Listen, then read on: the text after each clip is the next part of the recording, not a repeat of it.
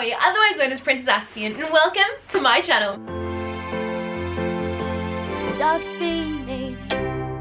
Autistic person. Person with autism. They're autistic. They have autism. What's the right word to use? What's politically correct? What does the autistic community prefer? That's the big one, isn't it? Let's talk about it. Hi, my name's Chloe Hayden. I'm 23 years old. I'm autistic and have ADHD, and I make YouTube and TikTok videos about autism, neurodivergency, disabilities, and mental health. Today, I want to talk to you about identity versus person first language. I am autistic and I have autism. This in itself may seem like a bit of a weird thing to be discussing. Like, it's all just words. It's all just terminology. It all just means the same thing. And I get it. Like, it does mean the same thing. Like, at the end of the day, it is what it is. Words are just words, and we as humans, we as a society get to choose what those words mean and what sense they make and how it works with other words. I don't know, it's made up. Everything's made up. But with that being said, words themselves can be incredibly powerful. They have the ability to express ideas and influence and impact ideas and attitudes. So first of all, before we get properly started, I do want to make it clear that language is important, and the words and terminology that we do use is important, especially if it's affecting a community. In my line of work, I am so lucky to be able to meet so many different types of people from all different sectors and all different walks of life. I get to meet teachers, I get to meet parents, I get to meet psychologists, I get to meet autistic people themselves. I get to share my story, and within that sharing of my story, I'm often met with a lot of looks of confusion and horror at my choice of using identity first language. I am autistic. I have met so many parents, teachers, doctors, people in general who are so shocked in my choice of using identity first language. They try to like neurotypical explain, like the neurotypical version of mansplain to me. Oh, you can't use that. That's not politically correct. It's like, girl, I'm the politics that we're talking about in this situation. I'm allowed to do it. So, instead of y'all neurotypical explaining it to me, let me autism explain it to you, because when we're discussing autistic people's opinions and ideas are the ones that actually matter. Cue the triggered autism mamas in 3, 2. First of all, before we get properly started, I understand that some autistic people choose to identify differently and don't identify with using identity first language, and that is entirely, completely fine. It is not my job to judge other autistic people on what they choose to use, how they choose to identify. That's fine. Autistic people themselves get that choice to choose what is the most comfortable for them, and that is entirely, completely fine. The language that I'm talking about in this video is language that I know that the majority of the autism community identifies with the most, what I identify with the most, and what I feel is the least ableist and the least harmful, which I think is the most important thing here. Anyway, let's get into it. First of all, and because I know a lot of people that are watching this video are going to be in this sector of people, I have met so many professionals that in their training, they have had it drilled into them to use person first language when talking about autism. They have autism. This person has autism. It was drilled into them. Like, the very idea of using identity first language is absolutely alien to them. Like, they cannot comprehend why anyone would use it. When I've asked them why it was drilled into them and why they think that using person first language is important, they come up with usually 1 or 2 answers.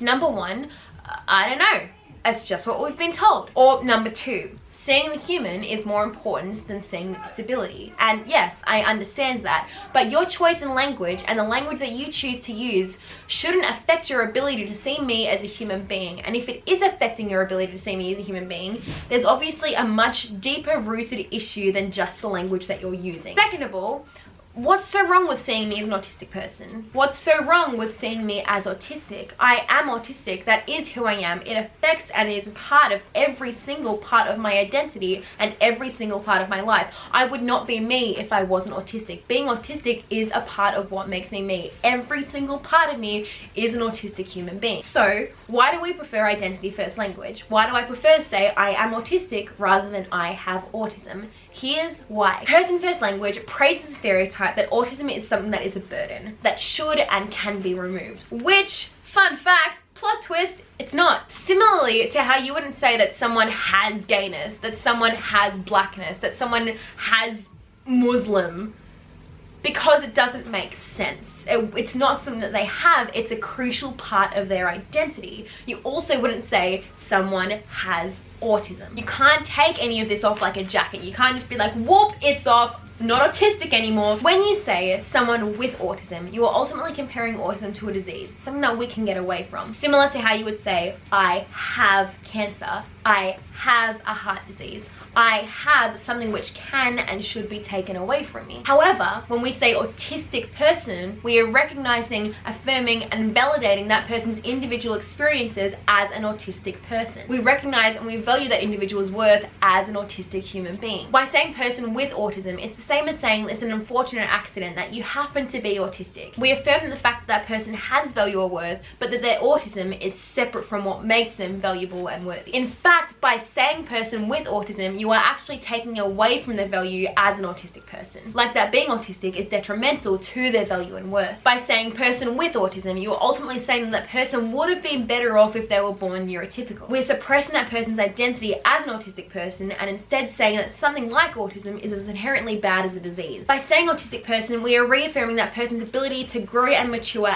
as an autistic individual rather than away from being autistic. I've said this before, I've said this again, autism is not a disease. I have always been autistic. I was fresh out of the womb autistic. I will be into the casket autistic. I will always be autistic. So trying to reaffirm my worth and my value as different than being autistic is taking away from who I am and who I always will be. No one can grow, no one can thrive, no one can be who they are if you are saying that a key part of who that person is detrimental to who they are. By saying an autistic person, we are reaffirming that person's ability to grow and thrive and live an incredible life as an autistic person. Ultimately, we are saying that this person is different from people that are not autistic, but that it is not a bad thing and that this person has the ability to thrive as an autistic individual. That autism isn't a tragedy, that we are able to grow and thrive, and that we are not afraid or ashamed of our differences. Something that you'll find with this community, and it's the same with using functioning labels, it's the same with anything where there's two sides to it. The autistic community prefers one thing, and those that are carers or parents or look after autistic people prefer something else. And as usual, when it comes to validating which one of these is the correct thing, people prefer to validate the people that aren't actually autistic themselves. Make it make sense? It doesn't make sense. Why are you guys listening to them? They're not important. We're important. We're the autistic people. We're the ones whose opinions matter on this subject. Not yours.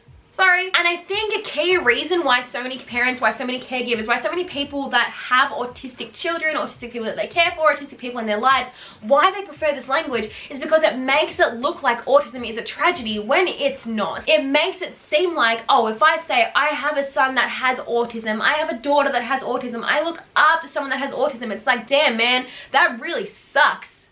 Like, that's, whoa, man, sorry, that, you poor thing. It's empowering to them as a caregiver while completely invalidating the autistic person themselves. It's 2021. It's time that we stop invalidating autistic people and giving credit to people that don't need the credit when it's the autistic people themselves that deserve the credit. We're the ones that are autistic, man. We're the ones that are going through all of this. Your opinion really doesn't matter if you're not autistic yourselves. I'm sorry, it's just how it works. The choice is about empowerment, and it's time that we as autistic people get to have that empowerment rather than other people taking our voices. Like I said, language is a super powerful tool in society. It completely shapes the way that we see the world, that we see words, that we see communication as a whole. It shapes the way that we think and that we understand. So when it comes down to conversations like this, listen to the autistic community. Our voices have been silenced for so long by people who are pretending to be do-gooders, by people that are pretending to have our best interests at heart when really a lot of the time they don't. When it comes to language, when it comes to the way that you refer to a minority group of people or any group of people, it's the people of that group who should be dictating the way that we are referred to. I am an autistic person. I am a disabled person. That's not a taboo word. That's not a dirty word. That's not something to beat around the bush with.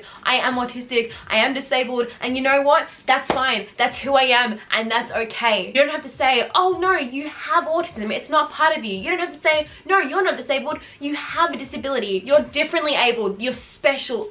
Yuck. It's okay. It's not taboo. It's not dirty. You're allowed to use the word disabled. You're allowed to use the word autistic because it's who I am, and you know what? I'm happy with that. I'm comfortable with that. I'm okay with that. It's a part of my identity. It's a massive part of my identity. What I don't love is people trying to take away that identity. Who I am is exactly who I'm supposed to be, and that includes being autistic. I am Chloe. I am a human being. I am autistic. And you know what? That's really freaking cool. I hope you guys got something out of this. I hope that you guys learned something from this. If you guys have any more questions regarding person first versus identity first, or anything to do with language and autism, please let me know, because I would love to make more videos about it. I would love to educate you guys more about this sort of subject. If you guys did like this video, make sure to like, comment, subscribe. I don't mind. Do whatever makes you feel good. Do whatever makes you feel happy. Make sure you guys are staying safe. Make sure you guys are staying hydrated. Make sure you guys are looking after yourself. Make sure you guys are looking after people. And I will see you guys in my next video.